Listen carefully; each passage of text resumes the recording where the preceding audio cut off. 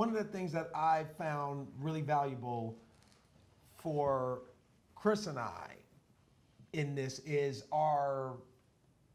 us being soundboards for each other. Yes. You know, and being able to call each other and talk about stuff. I mean, we we had our little group chat that started with you and I, Yes. that built to several other Right. people. You know what I mean? And we would we would literally call each other and And say it was a bat signal. It'd be like, she just don't get she it. just don't get it. Like I would say hello, he'd be like, you know what? She just don't get it. Or I would just put SJG, whatever it is. Right, the TI, acronym IT, for it, yes. and I knew exactly what it was. And we've talked each other down off the ledge so many times. There's so many times he's made me turn around and go back home, Right. and I feel like I've done the same. And I think that is something that's really valuable, because you don't, you know, you need that. I think people don't understand that. You know, sometimes the things that a couple needs is a place to go decompress and do something, and vent and do Right. other, And someone who's going to give them sound advice. I think Real that's the most advice. important part, is that I think even in our darkest moments where we fought, I've never felt super scared, or, because I always had the attitude in life that I'll be okay, regardless of what it is. Like, this is what's supposed to happen, and I'll be okay. I come from a strong family and have a good support system, but I've always felt like those that he's going to seek advice from, I'll be okay, because I know who they are as people and what their intentions are for my marriage and for my husband. You and I have Will had keep us conversations. safe. Yeah, that's Me what I was and- going me to and say. Vanessa. There's been times where I'd be like, Vanessa, put Chris on the phone. I need to Right. talk to him Right. now. Right.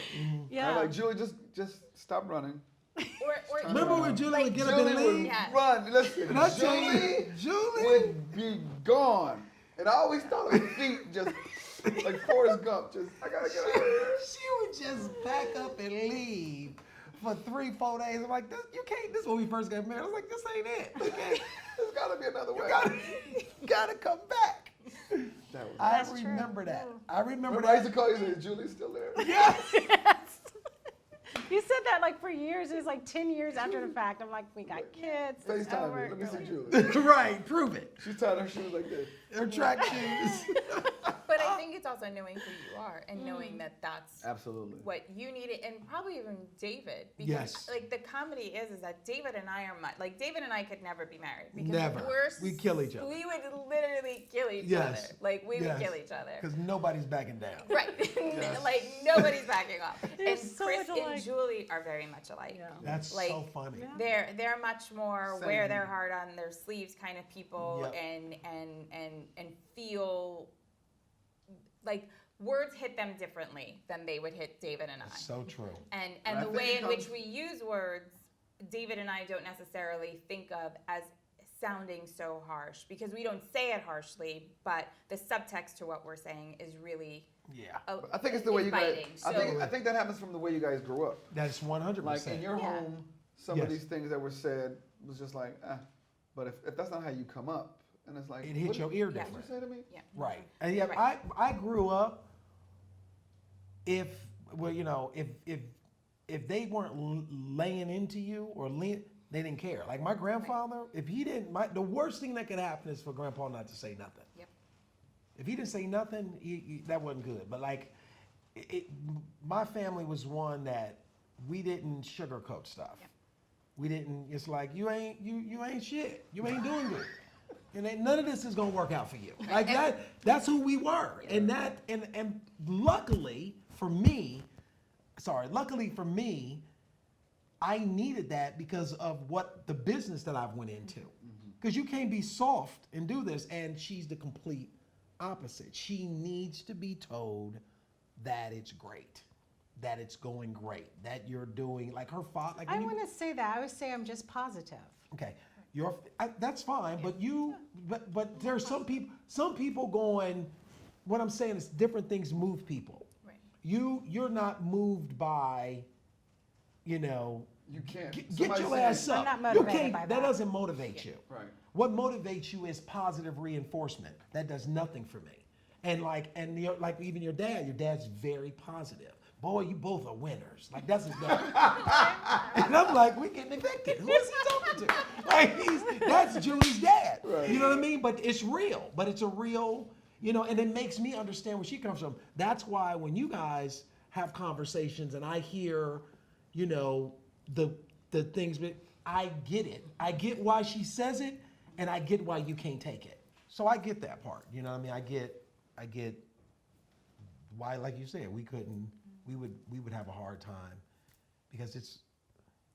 And it's been what has made all of this work on both sides over all the years. I mean, our darkest moments, I must have called David 3 times and he wasn't picking up, and I called Julie and Julie was like, I'm gonna go get David. You should talk to David and I'll call Chris. And it was like that exchange of where we were. They had already known what was boiling under the surface, and it was like this moment where I think I called you outside. I was sitting outside UCLA's campus, going to pick the kids up from sports camp, and I called David, and I was like, I just need to know what face to put on because I'm about to pick up the kids. Right. And David was like, I've spoken to him, and he's gonna come home and he's gonna talk, and you guys will be okay. And I've explained to him what your side. He sees your side now.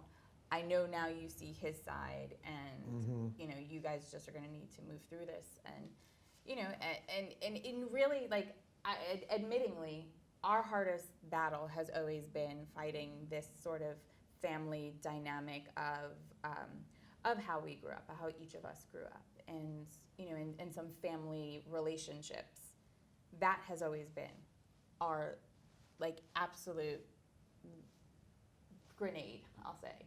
It's the landmine you don't see. You're walking through the field, and all of a sudden, it had been the moment. No, that's right? perfectly said. I love Right? that. The landmine that you don't see. Jean is my favorite. Why would you bring that up, Jay? Because it's one of the greatest hits ever. Chris brings it up now. We just bring it up. This is what's funny. It's funny how we have these things that were explosive. And painful. And we Frustrating. get on the other side of them. Like now, even now, when we and Chris talk about things, I go, why are you even engaging in that? Right. Like I've so many times I'm like, don't even, because it don't matter. You know what I mean? Like you learn, and it's only because you and I are literally almost 2 years to the day ahead of them. A lot of the stuff that we've gone through, they're right on there. Like we'll be coming out of it and they'll be going into it. Right. So we're able to go, this is what's coming, this is how this is gonna be. And it's the same. And if you can stick it out, eventually it all Right. Yeah, it all works itself out. works itself out.